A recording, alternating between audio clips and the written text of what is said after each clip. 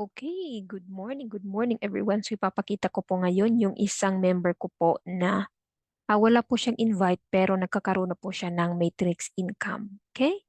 So share screen po tayo. Okay, so ito po yung account niya. Titingnan po natin sa My Team, View Enroller Tree. Wala po talaga siyang downline. Okay, yan, zero. As in zero. Okay, kahit ialagay natin sa all, click change view. Talagang zero po siya na downline, no? And then, i-check natin yung matrix list view. Okay?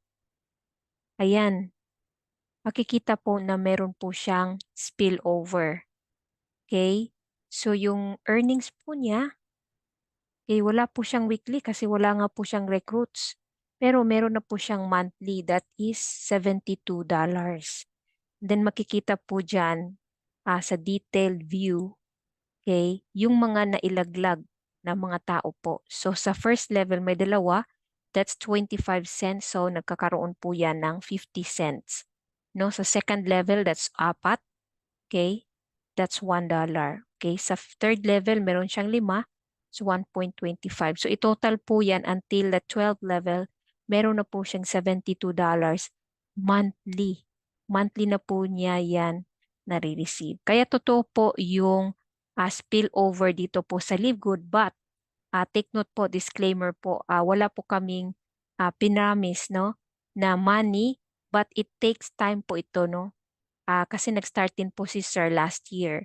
So it takes time po ito and hindi po namin alam kung kailan po kayo malalagyan ng tao kasi ang system po ang nagpi-place yan, hindi po yung sponsor or yung company, no. Sa system po yan.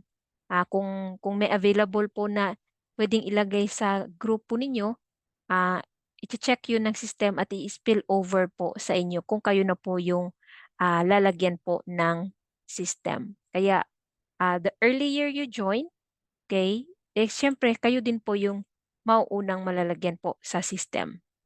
Okay, hope this helps. Thanks for watching.